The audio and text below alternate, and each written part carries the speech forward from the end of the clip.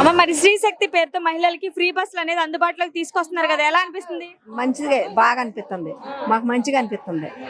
అమ్మ మరి చిన్న చిన్న జాబ్స్ చేసుకుంటూ మరి డైలీ బస్సులో తిరిగే మహిళలకు ఇది చాలా మేలు జరిగిద్ది అంటారు ఈ ఫ్రీ బస్సు?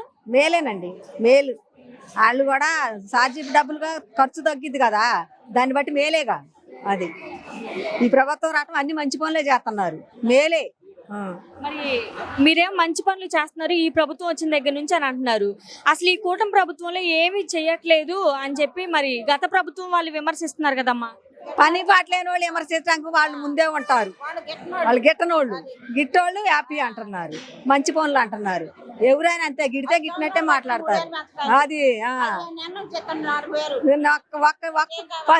ఫస్ట్ లోనే 7,000 ఇచ్చిండు, తర్వాత 4,000 ఇస్తాడు.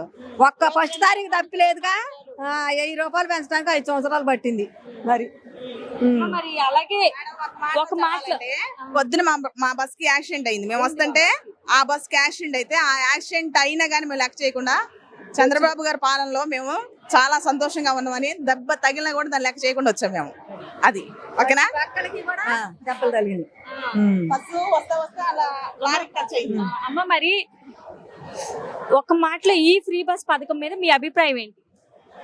అభిప్రాయం ఏంటంటే ఇదంతా మంచిగా జరిగేది. ఇంకా అభిప్రాయం ఏముంది, మంచి మేలే. కూటమి ప్రభుత్వంలో ఇచ్చిన ప్రతి ఒక్క హామీ నెరవేరుస్తున్నారా లేదా? నెరవేరుస్తున్నారు.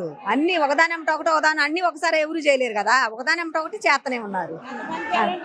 అంతమంది 5గురు చదువుకుంటే 5గురికి కూడా తల్లికి వందనం వేసింది కదా. అన్ని మంచి మంచి పథకాలు, మంచి మంచి పనులు. ఈ ప్రభుత్వం తప్పితే మంచి పనులు చేసే ప్రభుత్వం ఏదీ లేదు.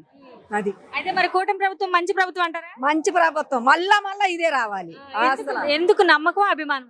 నమ్మకం కాదు, అభిమానం.